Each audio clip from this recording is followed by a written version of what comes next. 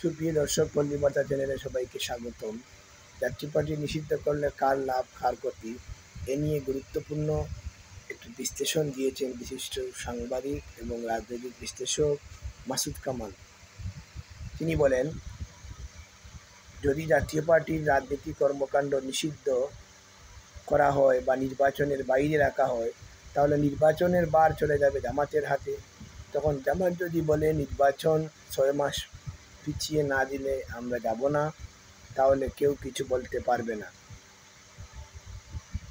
আর এ কারণে জামাত ও এনসিপি জাতীয় পার্টিকে নিষিদ্ধ করার দাবিটা জোরে সুরে তুলছে।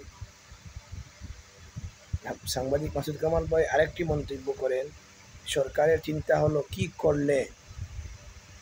কি করলে তার অনুগত দলগুলোর এবং সুবিধা হবে, তারা এগুলো নিয়ে ব্যস্ত।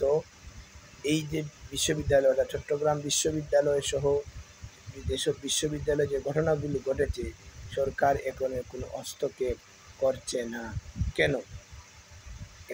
একটা দেশের সবচেয়ে বড় মাস্তান হলো সরকার। সরকার পদক্ষেপ নিচ্ছে না কেন?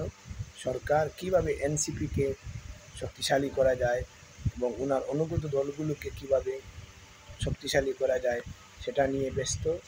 এবং গণতন্ত্রের সেটা বলেছে জাতীয় পার্টির নেতৃত্ব বলছেন যে গণতান্ত্রিক রাষ্ট্রে, বহুদলীয় গণতান্ত্রিক রাষ্ট্রে সকল নিবন্ধিত রাজনৈতিক দলের রাজনীতি করার অধিকার রয়েছে। সেখানে অন্যায়ভাবে জাতীয় পার্টির উপর প্রথম থেকেই হামলা করা হলো। গণ অধিকার পরিষদের কর্মীরা হামলা করলো, অফিস ভাঙিয়ে দিল, জ্বালিয়ে দিল পরপর 2 দিন। এর আগেও তারা করেছে, 5 আগস্টের পরেও করেছে। জাতীয় পার্টির মহাসচিব শামীম হায়দার পাটোয়ারি বলেছেন, আঘাত আসলে প্রতিহত করতে হবে। সারা দেশের নেতাকর্মীদেরকে প্রস্তুত থাকার আহ্বান জানিয়েছেন। সুতরাং এই পরিস্থিতিতে দেশকে অস্থিতিশীল না করা এবং সকল নিবন্ধিত দলকে রাজনীতি করার সুযোগ করে দেওয়া অন্তর্বর্তী সরকারের জন্য সুবিধাজনক হবে। আর তা না হলে দেশের পরিস্থিতি উল্টে হবে এবং সেই নির্বাচন দেশে বিদেশে গ্রহণযোগ্য হবে না।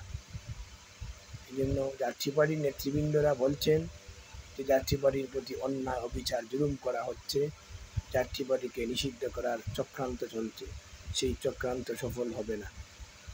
সুপ্রিয় দর্শক, সকলের উপস্থিতিতে অংশগ্রহণে সুন্দর একটি নির্বাচন জাতির প্রত্যাশা।